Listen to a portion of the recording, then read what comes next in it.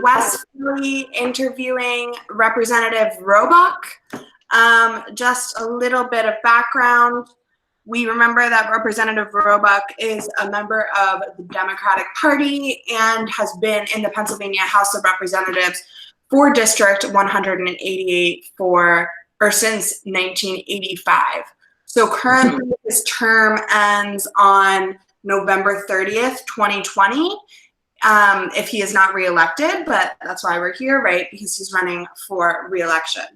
So starting us off today, we have an interview done by some of the seniors at West Philly High School, and Samaj is going to start us off. Take it away, Samaj. How you doing?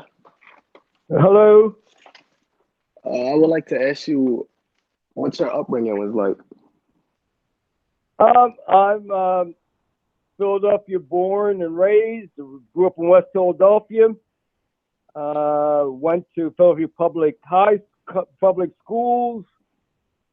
Graduated from Central, and then went to college at Virginia Union University, which is a historically Black college in Richmond, Virginia. And I was not a good high school student, but I did very well in college, graduated with honors, and also had, by the time I got to high school, by the time I got to college, I wanted to be any place else but Philadelphia.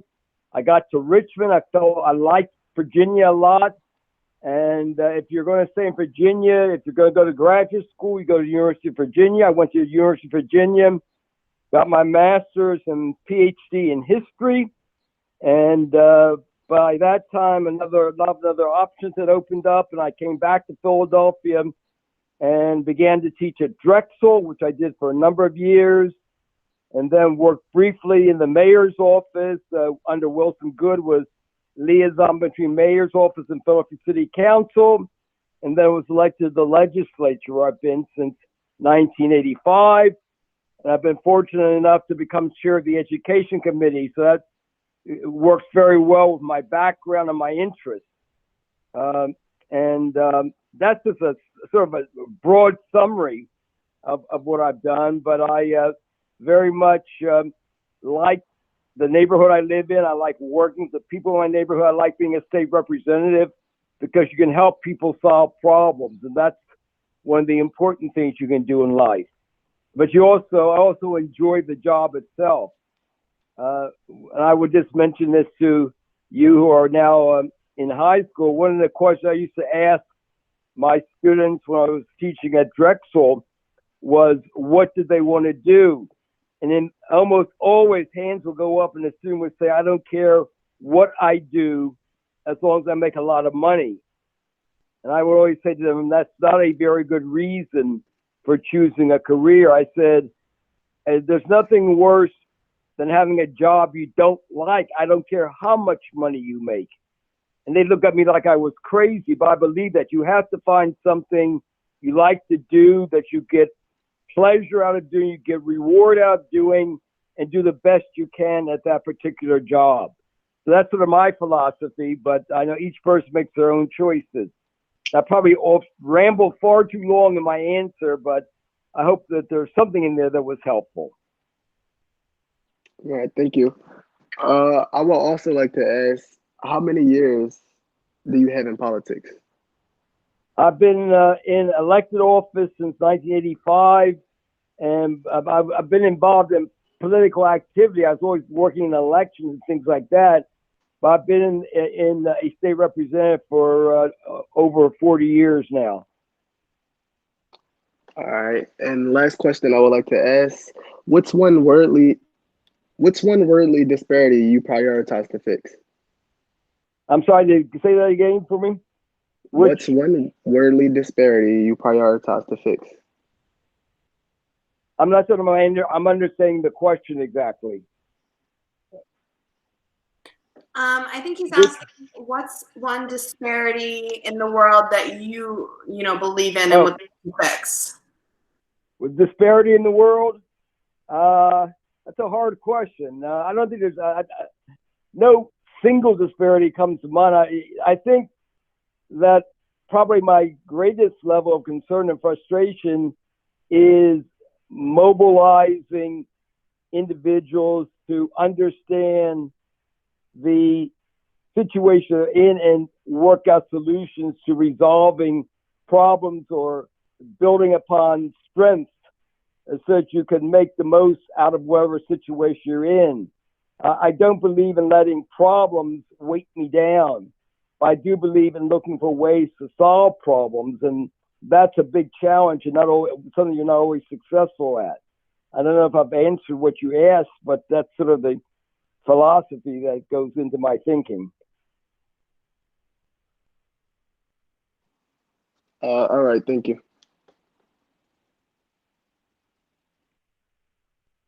Are there any other questions? Yeah, there's another question that Jihad, a student, is going to ask from media, from the media Okay. class at West Philadelphia High School. Could you read that question, Jihad?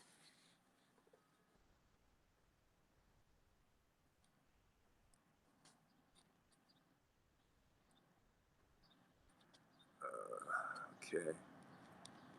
Oh, what's up? Yeah, could you Hello? read that question? I read it. Damn. You read it? Uh, Oh, let me see. 50 a job.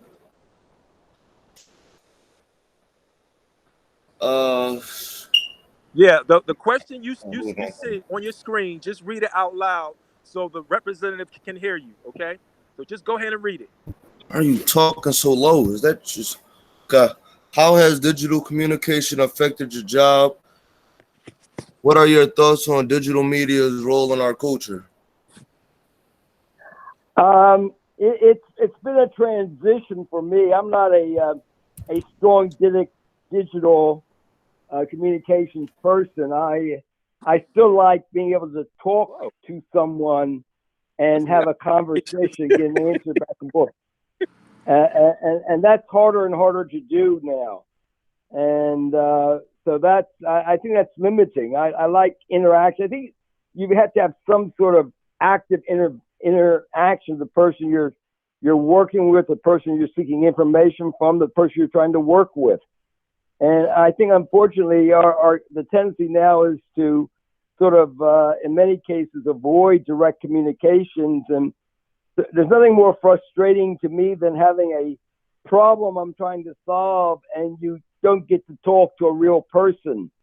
That to me is very, very frustrating off times. But I guess I'm not into the world as it is now.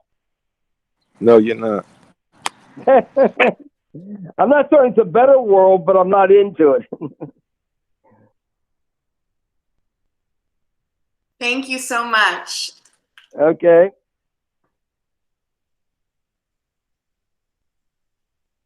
We're going to move on to Maya's question. Maya, if you want to read your question for us.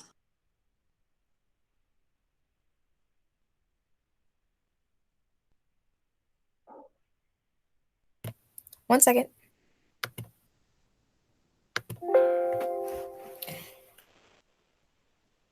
Okay, so my first question is, how do you plan to help combat the impact that redlining had on urban communities?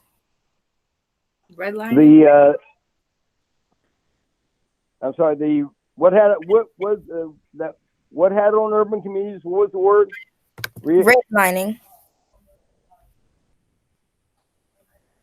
Are you talking about COVID? Is that what we're talking about?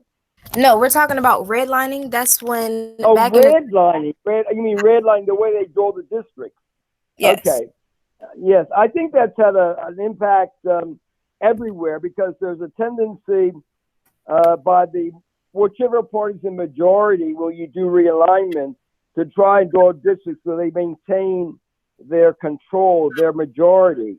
And you've had districts that have been drawn in very strange ways, whether it's in urban areas or rural areas that are designed to ensure that a particular party wins. And that's not a good way to do government. I believe that when you draw lines of districts, you ought to put people together who have similar interests so that you have a cohesive district. You have a way in which you can articulate solutions to issues and get solutions that ultimately would resolve those issues. When you draw districts merely on party lines, you get very strange results that oftentimes make it very hard to govern effectively. But I don't know how you get beyond that, because unfortunately so much of politics is about maintaining a particular party's majority. So we've got a ways to go in that area, a long way. Can I reread my question, because I don't think that you answered it correctly. Okay, go ahead. Go say it again. Okay. What? Because I think you're Tell me talking what about gerrymandering, and that's with the district line. gerrymandering, yes. Yes, but redlining, it's like when they divided. Yeah, they divided the community between white and black, and they had communities where they were meant for black people, and black people weren't allowed to buy houses in these communities that were considered A ranked. So Okay, well, sure. So you're talking about that aspect of the use of the term redlining. Redlining means the different things in different periods. So you're talking about when people were excluded from buying in given neighborhoods because of their race, right? Yes. Yes, and that's still a problem in some instances, although it's less of a problem than it was, say, 25 or 50 years ago. But there is still racial redlining, yes. But redlining also is a way in which you draw political districts to have the same effect, where you put all African Americans together in one district as opposed to other districts, or you divide up blacks into small numbers in a number of different districts so that you limit their political power. That's a process of discrimination, of racism, and it takes many different forms.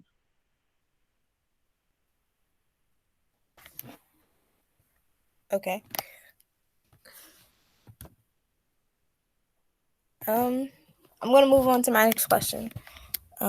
There are many white teachers that teach in overpopulated urban schools. So how do we ensure that these white teachers do not have biases towards their students of color? How would you start programs that could inform teachers that all students aren't the so-called way that the media portrays them to be? Well, I would hope that that's part of teacher education.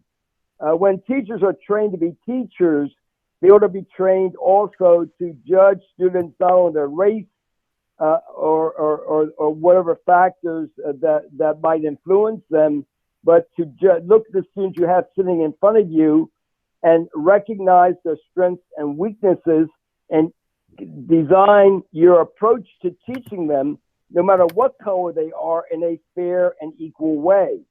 That's not always easy to do. It's not easy for teachers of color to do that either sometimes, because I think in many cases, we're defined by our values and how we were brought up. If you were brought up in a relatively affluent family, you might have different perspectives than someone who's brought up in a poorer family. And your attitudes are shaped by whether the way in which you were brought up. But that's a hard thing sometimes to overcome. And it's a hard time also to break down patterns of thought and behavior that have been ingrained in you over a long period of time. But hopefully we can find ways to do that. And it's not easy, but we have to do that. Okay, thank you. Thank you.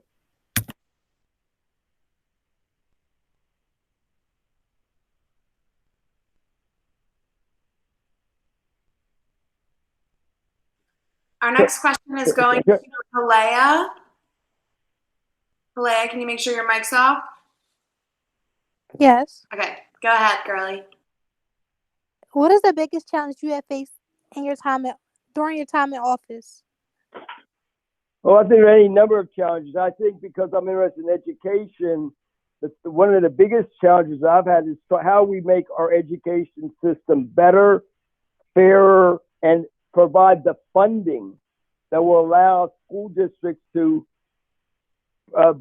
provide for their students the broadest base of education that will prepare them for future lives of success. One of the things I find frustrating is that there seems to be relatively little emphasis upon giving students guidance as to how they might choose a career to pursue and what are the elements they need to be, the elements they have to be successful in that career. One of the stories I always remember is going back, a conversation I had many years ago with a student who was in a class in middle or junior high school, middle school. And what did I ask her about what she wanted to be? And she said she wanted to be a pediatrician.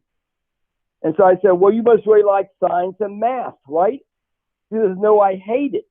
Now there's a disconnect here, because if you're going to be a pediatrician, a doctor, you have to be good in science and math. Now I understand she might like young kids. She might want to help them, and she knows doctors help them. But a doctor its profession is built upon knowledge in science and math. So she's not in the right area. She doesn't have the right approach. But too often, students aren't fully introduced to what they should do to do what they say they want to do. And I think that's a hard thing, but we've got to do a better job at that in terms of preparation. And then you find students who go through high school, go to college, end up changing their major 3 or 4 times. And so instead of spending 4 years in college, they end up spending 6 or 7. And some of them never get a degree. So what you've done is you've not properly prepared yourself, and you put yourself on a road not to success, but a road to failure. That should not happen.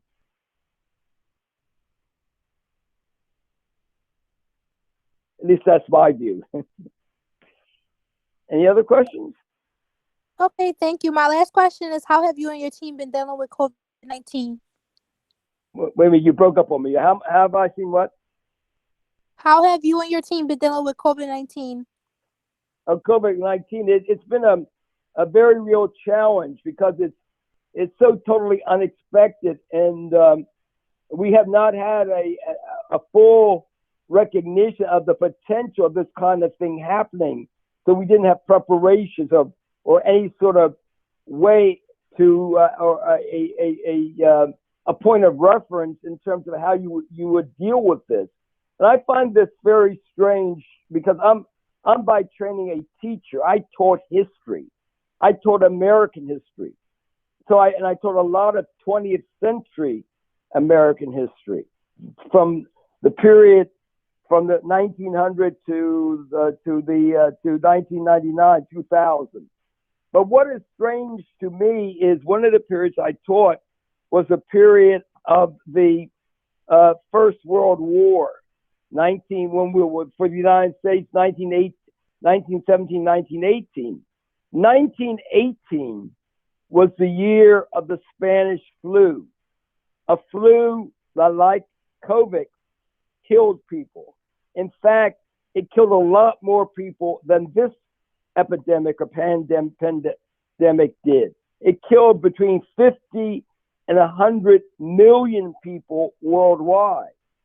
But when you pick up a history book, American history book, you won't even find Spanish flu reference in the history book. We don't even teach it. So this is like something that comes totally unexpected, that we've never heard of this kind of situation. You know, I talk about the bubonic plague. Bubonic plague was in the Middle Ages, centuries before. We don't talk about the most recent experience we had with a similar situation as the one we're in now. So I think there's something we've got to do better in the way we teach and what we include in the curriculum that we teach. Certainly, the fact that 50 million people died is significant. And not even to teach that makes no sense whatsoever.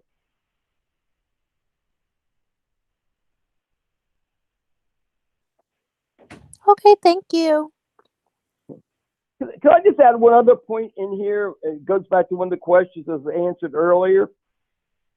For Can sure. So we talk about problems of tensions in schools, for example, between whites and blacks. But we don't talk about tensions between blacks and blacks, because there is a very real difference between, in many cases, between American the people of African descent, African Americans, and those who come in contact with people who move into our cities from the Caribbean or Africa and become part of our school population. There are very real tensions within that black population that doesn't have to do with white and black, it has to do with black and black differences. And I think that's a real tragedy in trying to design policies and create environments where you get a good education, but also how you learn to live with people, not who are of different colors, but even people who look very much like you, but have a cultural difference. And that's real. And that's still a very prevalent problem as well. I definitely agree with you. I think even in our school, sometimes we'll see tensions like that arise. Sure. Okay, we're going to move on to our next questions. James, can you come off mute and ask those questions for us? All right. What do you believe the most important issue? What do you believe the most important issue facing us today in education, and how do you plan on resolving that issue? I think probably the most important issue is that every student get a well-rounded educational program.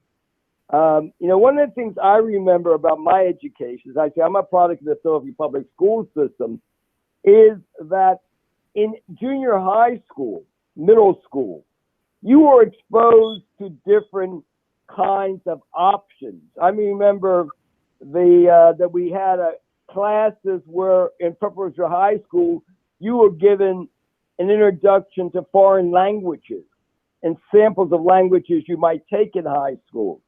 I remember we had a part of junior high school was the career and technical education parts of it. I remember I took endless years of something called mechanical drawing. I took wood shop, electric shop, metal shop. I wasn't good at any of that. My dad was very good at that stuff. I was not, but I was exposed to it. I was exposed to sort of a preparation for careers I thought I might want to pursue. So what would be the courses I have to take in high school to move forward? I don't know how much of that is in place. The sense I get is that we don't do as much of that as we used to do.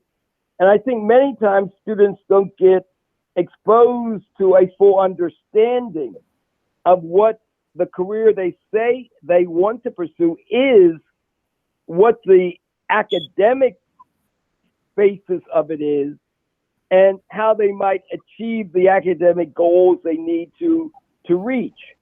So I think we've got to do a better job at what I call pathways to success, of exposing students what the pathway is to where they want to go, and hopefully get them on that pathway and get them successfully to the point they want to reach. Thank you. And my second question is, what is your top priorities in improving the quality and education of public schooling? Well, certainly part of the quality is based in finances. So we have been working a long time in Harrisburg to be certain that we provide adequate funding for all the schools. And understand that Philadelphia is not unique in terms of needing more money. The rural districts are even more impoverished than we are, and they have, at all times, those schools have fewer quality educators than we do in Philadelphia. So there are very real problems of educational funding. But also, it seems to me, we have to look at ways in which we try different kinds of approaches to ensure that students have more opportunities to pursue options they might want to pursue, but also that they learn a little bit more about the world in which they live, because the whole world is not Philadelphia. And many communities are very different than we are. And just like someone who grew up in a rural area in Pennsylvania and comes to live in the city would find it to be very different. So too, if we were to go up in Philadelphia and end up out in a more rural area, we'd find that very different.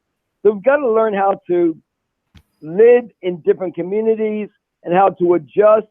And I'd also always say this, is you got to take advantage of opportunities. And I say that in terms of someone who says, oh, I want to play a sport, but I'm not that good at it. I always say play anyway. Go out. You don't have to be the star of the team to be a part of the team. You can at least be on the team and enjoy the experience. You don't have to be the best singer in the world to be a member of the choir, the best actor to be in a school play. Try it. You will sometimes find you are better than you think you are, and you'll find an opportunity to do things that if you don't do, you'll never have a chance to do. So you got to take chances. You got to experiment sometimes. And oftentimes you'll find some things you think you couldn't do, you can do, and you can be successful at it. Thank you. Thank you. And that was our final question. Representative Roebuck, thank you so much for taking the time to talk with us today. I think it was really great.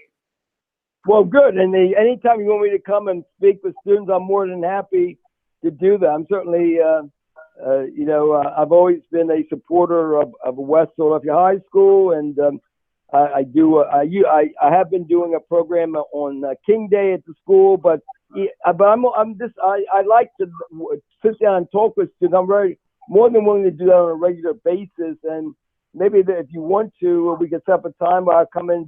Maybe I should come into the school and have the opportunity to sit and talk rather than do it over social media. That would be great.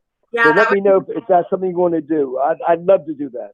Definitely. I will save your number in my phone, and then we can plan something for the fall once schools are open again. And to all the students, forward challenging times, this COVID situation has upturned education, but I hope that you won't let it derail you, that you'll adjust to the changing situations. I wish you success in your continued education and as you go forward into college and the post-high school activities. Thank you so much. I really appreciate it. Good. Thank you. Take care. Thank you, Representative. Have a great day, everyone. Thank you all for coming. Thank you. Okay. Goodbye. Thank you. you. Bye. Bye-bye. Take care.